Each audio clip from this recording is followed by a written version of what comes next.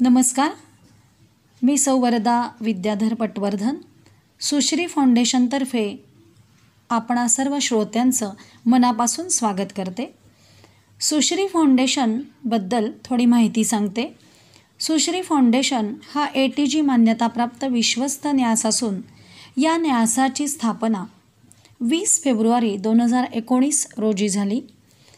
या फाउंडेशनच्या माध्यमातून अनेक उपक्रम मागील वर्षी राबवण्यात आले. त्यातले काही उपक्रम सांगते. सुश्री फाउंडेशनतर्फे 4 मार्च 2019 रोजी व्यवस्थापन यशाचा महामार्ग या मुलाखतीवर आधारित कार्यक्रमाचं आयोजन करण्यात आलं होतं.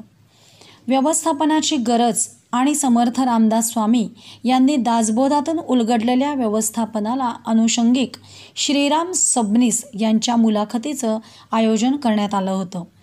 तसंच लर्निंग डिफिशियन्सी या विषयावर 3 वेगवेगळ्या पातळीवर कार्य करणाऱ्या संस्था ज्या आहेत, म्हणजे प्रिझम फाउंडेशन, सुमंत्र आणि डॉक्टर शांतावैद्य फाउंडेशन, या संस्थांच्या कार्याची ओळख करून देण्याबरोबरच लर्निंग डिफिशियन्सी ही समस्या कशी उद्भवते, या समस्येला पालक आणि मुलांनी कसं सामोरं जायचं, या समस्येला सामोरं जाताना कशी भूमिका घ्यावी याविषयी उपस्थितांना माहिती देण्यात आली. सुश्री फाउंडेशन असे अनेक उपक्रम राबवत असते. त्याप्रमाणेच श्रीमद भगवद्गीता व्याख्यान सप्ताह 19 ते 25 डिसेंबर या सप्ताहात आपण गीतेचे मौलिक विचार ऐकणार आहोत. आज ज्यांचे मौलिक विचार आपण ऐकणार आहोत, निलिमाताई पारखी यांचा विषय आहे दैनंदिन जीवनात श्रीमद भगवद्गीता. निलिमाताईंचा थोडक्यात मी परिचय करून देते. निलिमाताई यांचं पूर्ण नाव निलिमा रमेश पारखी, राष्ट्रसेविका समितीच्या कार्यात कार्यरत. 20 वर्षाहून अधिक काळ पौरोहित्य शिकवतात. पिंपरी चिंचवड परिसरातील 150हून अधिक विद्यार्थिनींना त्यांनी पौरोहित्य शिकवलं आहे. हे शिकवताना आपल्या भारतीय संस्कृतीची ओळखही त्या माध्यमातून त्या करून देत असतात. दासबोध, श्रीमद भगवद्गीता, ज्ञानेश्वरी यांच्या त्यांनी सर्व परीक्षा दिल्या आहेत. निलिमाताईंना मी विनंती करते की आपले मौलिक विचार त्यांनी सर्व श्रोत्यांसमोर मांडावेत. निलिमाताई पारखी. नमस्कार. सर्व श्रोते बंधू भगिनींनो नमस्कार. 84 लक्ष योनीत फिरल्यानंतर मानव देहाचं घवाड आपल्याला प्राप्त झालं आहे. नक्कीच काहीतरी सुकृत आपल्या गाठीशी आहे. म्हणून भारत देशात, म्हणजे तेजात रत असणाऱ्या देशात, उत्तम घरात जन्म मिळालेला आहे. त्याचे सार्थक करणे आपल्याच हातात आहे. इंद्रियांमधील शक्ती वापरण्याचे आपल्याला स्वातंत्र्य आहे व श्रेष्ठ बुद्धीचे वरदान पण मिळाले आहे. त्याचा उपयोग दैनंदिन जीवनात कसा करायचा हे ज्ञान गीता देते. म्हणून दैनंदिन जीवनात गीता हा विषय आज निवडला आहे. संत सांगतात, आपले जीवन एक अभिषेक पात्र आहे. ते महापुरुषांच्या प्रसादाने म्हणजेच आदर्शांनी भरून घ्यायचे व त्या विचारांचे थेंब थेंब पाण्याप्रमाणे सिंचन करत जीवन जगायचे आहे. ते आदर्श गीता तत्वज्ञानातून समजवते. म्हणून दैनंदिन जीवनात त्याची आवश्यकता आहे. नक्कीच ते ज्ञान प्रेयसाकडून श्रेयसाकडे माणसाला घेऊन जाईल. भवसागर तरुण जायचा आहे तेव्हा मना चालसी वाट तुझ्या व्रताची, पथी शेवटी मंदिरे वैभवाची, कधी मार्गी जाता नको होऊ कष्टी, दरी चिंतनी नित्य या 4 गोष्टी. म्हणून चिंतनाला सुरुवात करू. भगवान श्रीकृष्णांनी सांगितलेला आणि अत्यंत मार्मिक शब्दात महर्षी व्यासांनी संपादित केलेला जागतिक कीर्तीचा ग्रंथ म्हणजे भगवद्गीता. हजारो वर्षानंतरही तिचा टवटवीतपणा अबाधित आहे. नित्य नूतन जीवनाचे ज्ञान त्यातून अभ्यासकाला मिळते. आहे काय त्या गीतेत? जग, जीवन, जगदीश, मोक्ष यांचा अर्थ आपल्याला उलगडतो. जगात जन्माला आल्यावर जगदीशाला जाणून मोक्ष हे ध्येय आपल्याला गाठता येते. मनातल्या विशदाकडून मोक्षाकडे नेणारा एक एक अध्याय, एक एक चढती पायरी आहे. सांगणारा नारायण आहे तर ऐकणारा अर्जुन आहे. म्हणजे सरळ मनाचा माणूस आहे, अगदी आपल्यासारखा. अशा सरळ माणसांनाच निर्णय घेणे अवघड जाते. दुर्योधनासारख्या अविवेकी माणसांना प्रश्नच पडत नाही, किंवा पूर्ण विवेकी धर्मराजालाही प्रश्न पडत नाहीत. विवेकी असून मोहात पडले की माया माणसांना इकडे आड तिकडे विहीर अशी स्थिती निर्माण करून देते. ती निष्क्रिय बनवते. साधे उदाहरण पाहू. घरात पालकांच्या परस्पर विरुद्ध विचारांनी जीवनात मुले गोंधळून जातात. वैचारिक गोंधळ होतो. आजोबा नातवाला म्हणतात, संस्कृत शिक, संस्कृती जप, वेद उपनिषदातील ज्ञान धर्म समजून घे. तर आई म्हणते, डॉक्टर हो, ऐश्वर्य प्राप्त कर, लक्ष्मी घरात पाणी भरेल. वडील म्हणतात, वकील किंवा इंजिनियर हो, माझी स्वप्ने पूर्ण होतील आणि ऐश्वर्यही येईल. स्वतःचा निर्णय करायला लहान असल्याने गोंधळलेल्या मुलाचा अर्जुन होतो. पण गीता त्याला विवेक देते. स्वतःच्या आंतरिक शक्तीची जाणीव करून घ्यायला तो शिकतो.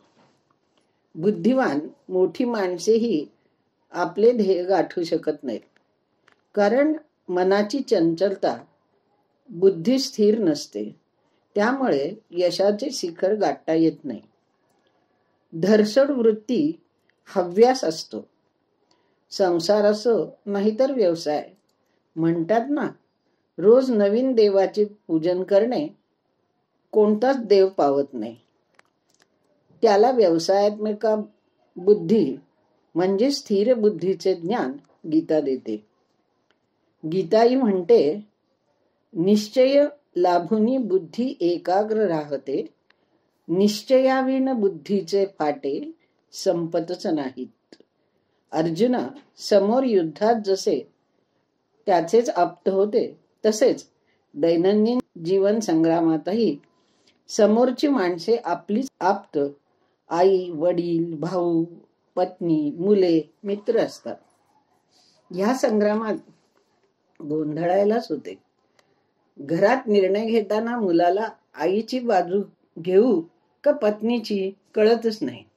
वडिलांना सल्ला विचारला तर एकीकडे मुलगा आणि एकीकडे पत्नी. खरा न्याय मायेमुळे देता येत नाही. सारी एकमेकांच्या कल्याणासाठी झटणारी असूनही अहंकार अज्ञानामुळे गोंधळतात.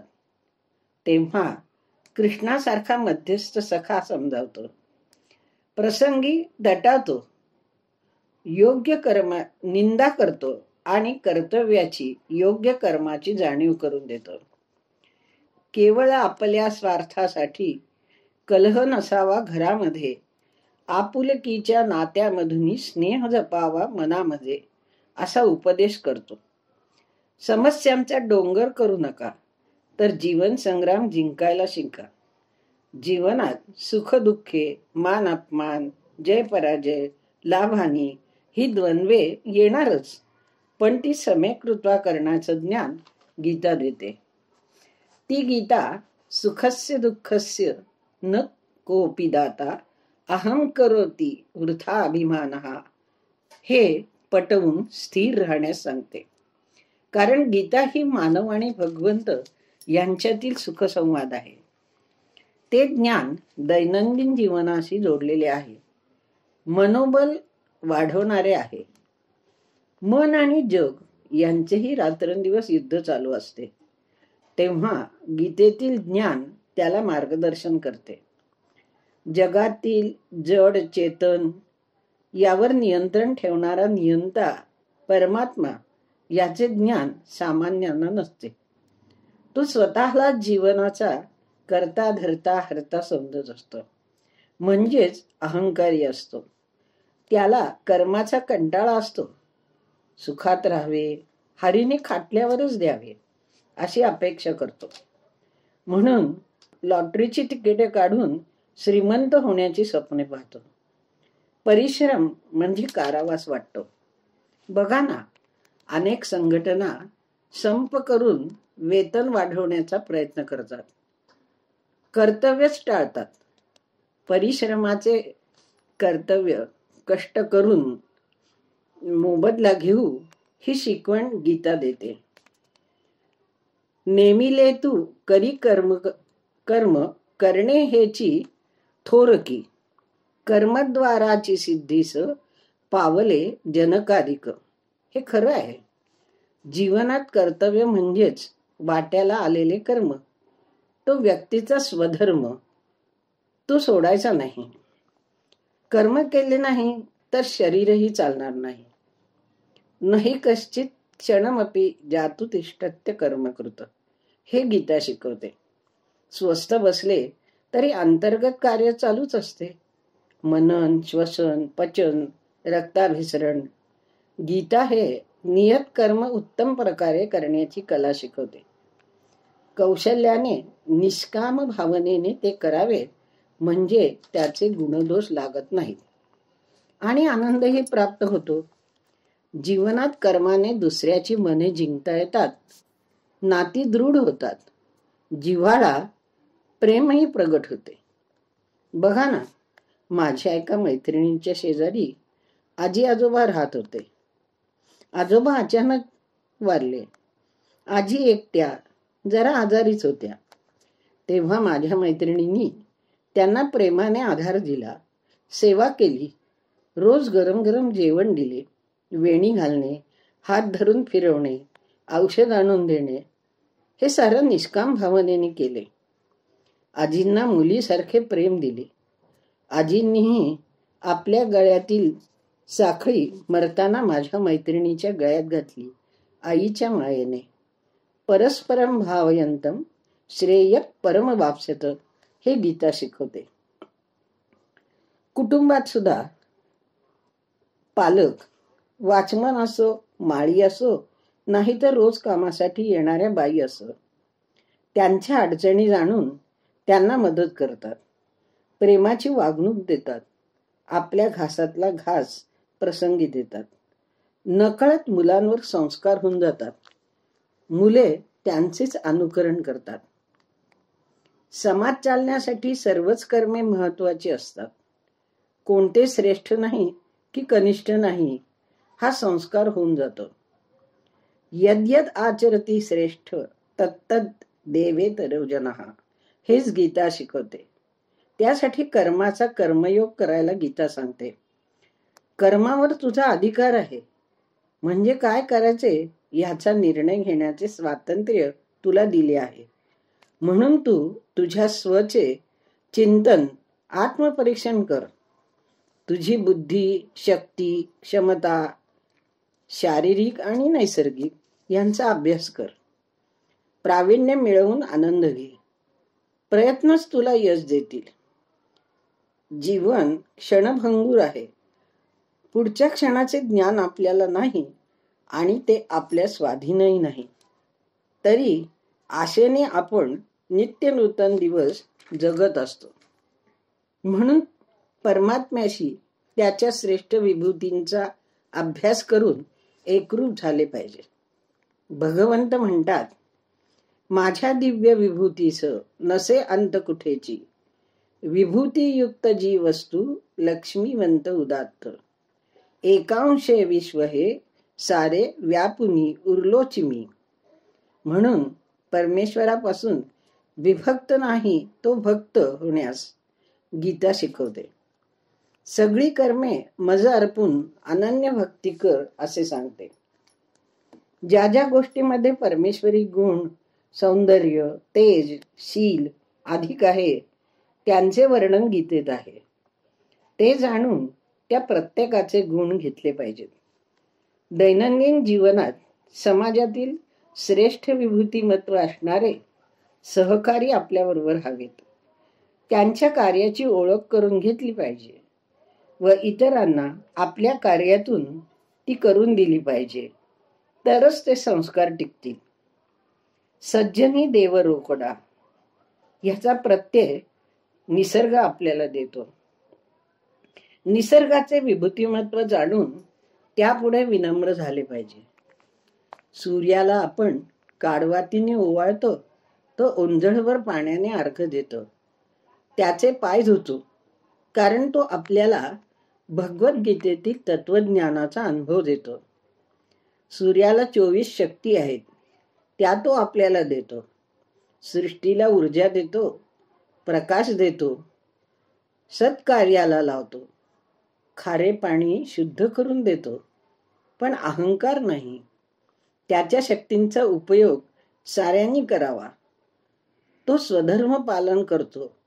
तो कधी उगवलाच नाही असं होत नाही आणि फलाची अपेक्षा नाही. निष्काम कर्म करतो. तसेच वृक्ष ते तर सर्वस्वच आपल्याला देतात. फळे, फुले, सुगंध, सावली कुणीही घ्यावे, भेदभाव नाही. कोणी त्यांच्यावर कुऱ्हाड चालवली तरी ते वैर धरत नाहीत, तर तोडीता तरु फुटे आणखी भराने याचा अनुभव देतात. तसेच पाणी असो वा पृथ्वी, सहज जीवन व्यवहार दिसतो. सारी सृष्टी एकमेकांच्या पायावर उभी आहे. एकमेकांना सहाय्य करतात. खारे पाणी गोड झाले, त्यातून तहान भागली, आपले अन्न तयार झाले. अन्न, वस्त्र, निवारा गरजा भागल्या. प्राणी जीवनही आदर्शच आहे. गाय असो, कुत्रा असो, नाहीतर क्षुल्लक गांढूळ असो, निष्काम कर्म करतात. पाण्याचा बर्फ हलका होऊन पाण्यावर तरंगतो आणि मासे व इतर जलचर प्राण्यांना संरक्षण देतो. परोपकारीच असतो. म्हणजेच निष्काम कर्म, स्वधर्म, परोपकार, समर्पण, निर्वैरता, सहकार्य अनेक दैवी गुणांचा परिचय आपल्याला होतो. तेव्हा पर्यावरण जपणे हे आपले कर्तव्य गीता आपल्याला शिकवते. निसर्गाचा कोप मानव सहन करू शकत नाही. म्हणजेच सारे विश्व एकात्मतेने फुललेले दिसते. हेच निर्गुण परमेश्वराचे सगुण रूप आहे. परमेश्वर निर्गुण गुणातीत असला तरी आपल्याला मात्र अष्टदा प्रकृतीत बांधून तो सगुणात पाठवतो. तेच सत्व रज तम गुण त्यांचा परिचय गीता देते.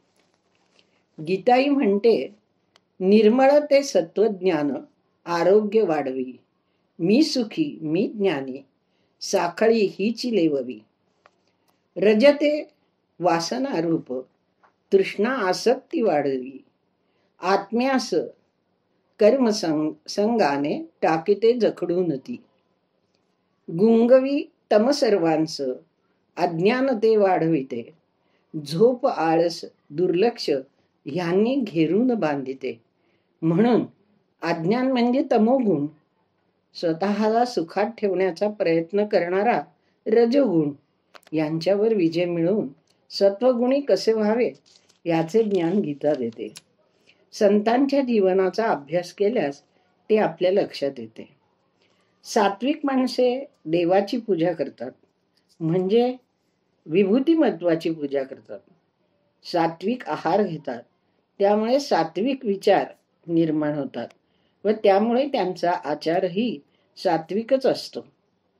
म्हणजे शरीराचे बळ, आरोग्य, आयुष्य वाढवणारे अन्न ते घेतात. या सात्विक आचार विचाराचे महत्व गीता आपल्याला पटवून देते. त्याने जीवन फुलवता येते. हे जाणल्यावर दैनंदिन जीवनात जीवनरूपी यज्ञ, यज्ञ म्हणजे कृतज्ञता आणि समर्पण, कर्तव्य म्हणून केला जातो. म्हणून देव, गुरु, ज्ञानी यांच्या आचरणाचे पूजन दैनंदिन जीवनात झाले पाहिजे. पुढचा जन्म अधिक उत्तम घरात मिळेल, कदाचित तुकारामांसारखा मोक्षही मिळून जाईल. त्यासाठी तपाची, व्रतस्थ राहण्याची गरज आहे. सात्विक तप, परमेश्वराचा नामजप करणे, वेद उपनिषदातील म्हणजेच गीतेतील ज्ञान जाणून घेणे, गोड बोलणे हे वाणीचे तप आहे. कारण तो वाग्बाण आहे बरं का. हे सारे मन शुद्ध शांत ठेवून मनोनिग्रहाने करणे हे मनाचे तप आहे. हे ज्ञान गीतेतून मिळते. पण सत्कार मान यासाठी, स्वार्थासाठी ते करू नका. शरीराला कष्ट देऊन दुसऱ्याचे अहित करण्याच्या उद्देशाने तामसी तप करू नका. ते कर्माचे गाठोडे कर्मबंधनासच कारण होईल. ते फेडावेच लागते हे दैनंदिन जीवनात ओळखून राहण्यास आपल्याला गीता शिकवते. जे आपल्याकडे आहे ते कर्तव्य समजून दुसऱ्याला द्या.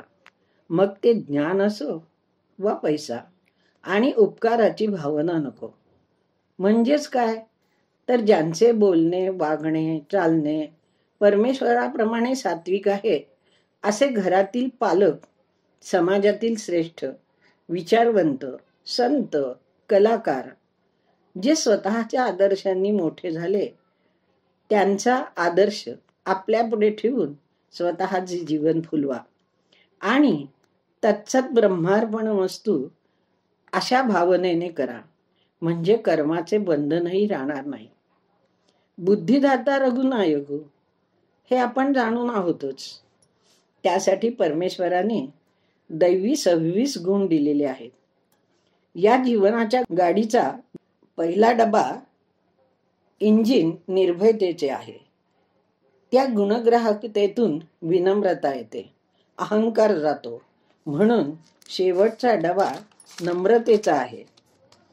दैवी संपत्तीला भरती आली की जीवनाची दिवाळी होते आणि ओहोटी लागली की दिवाळे वाजते. ह्याचा अनुभव आपण घेतोच. दैवी गुणसंपन्न जिजामातेच्या संस्कारात वाढलेले शिवाजी महाराज अप्सरेसारखी स्त्री नजराणा म्हणून आणली तेव्हा माता म्हणून तिचा सत्कार करतात, तिला नमस्कार करतात आणि अजरामर होतात. विनोबा भावे म्हणतात, दैवी संपत्तीने जीवनाला केवड्याचा सुगंध येईल, नाही तर त्याला वाळवी लागेल. पुढे 6 आसुरी संपत्ती सांगितल्या आहेत. ह्या संपत्तीने त्या 26 दैवी गुणांना गिळून टाकतात. पण त्यावर विजय मिळवला तर मोक्षाकडे जाता येते. कारण हे आसुरी गुण संपत्ती आहे, तसेच ते आपले शत्रूही आहेत. आसुरी संपत्ती जीवन विकृत करते. तपस्वी असुर असूनही रावणहून राक्षस दुष्टवृत्तीचे व्हायचे का तपस्वी असुर असून विभीषण बनून चिरंजीव व्हायचे हे आपल्याच हातात आहे. पत्नीच्या मोहाने सापाची शिडी करून विकृतीकडे जाणारे तुलसीदास रामाच्या प्रेमात पडल्यावर जगन्मान्य संत झाले. ही आसुरी शिडी चढून गेल्यावर शोकांतिकेत शेवट होतो. उदाहरणच आहे आपल्या पुढे आहे. पैशाच्या मोहाने भ्रष्टाचार करणाऱ्यांचा शेवट तुरुंगात होतो, आपण पाहतोच. तेव्हा दैनंदिन जीवनात दैवी संपत्ती जाणून अंतर्मुख व्हायचे. आतला परमेश्वर मी ओळखायचा का आसुरी संपत्ती बांधून बहिर्मुख काम क्रोध मोह लोभ ह्या नरकांच्या द्वारांचा स्वीकार करायचा हे आपल्याच हातात आहे. इंद्रियांचे घोडे उधळून द्यायचे नसतील तर बुद्धीने मनावर लगाम ठेवा. परमेश्वराला शरण जा. दैनंदिन जीवनात नित्य सुखी राहा. गीता हेच ज्ञान देते. भवसागरात तरून जाण्यासाठी जीवनरूपी नौकेत दुर्गुणांचे पाणी शिरू देऊ नका. मंदिरातील देवाची पूजा आणि गरीब दुर्बल समाजाची सेवा दोन्ही समानच आहे. जे जे भेटे भूत ते ते माने जे भगवंत असं समजा आणि भक्तीने त्यांच्याशी एकरूप व्हा. तुला स्वातंत्र्य आहे, स्वतंत्राने वाग. तूच आहेस तुझ्या जीवनाचा शिल्पकार. भूतकाळ गेला, वर्तमान क्षणात संपेल. तेव्हा गेले ते जाऊ दे, राहिले ते वाहूया आणि मोक्षाला जाऊया. ह्या गीता ज्ञानाने आपण संपन्न होऊया. नमस्कार. आत्ताच आपण निलिमाताई पारखी यांचे मौलिक विचार ऐकले. त्यांचे सुश्री फाउंडेशनतर्फे मनापासून आभार मानते. वक्त्यांप्रमाणेच श्रोतेही तेवढेच महत्त्वाचे. तुम्हा सर्व श्रोत्यांचे मनापासून आभार मानते. तंत्रसहाय्य करणारे श्रीनिवास पत्के यांचे सुद्धा सुश्री फाउंडेशनतर्फे मनापासून आभार मानते. आणि उद्याचा विषय आहे श्रीमद भगवद्गीता आणि आहार. धन्यवाद.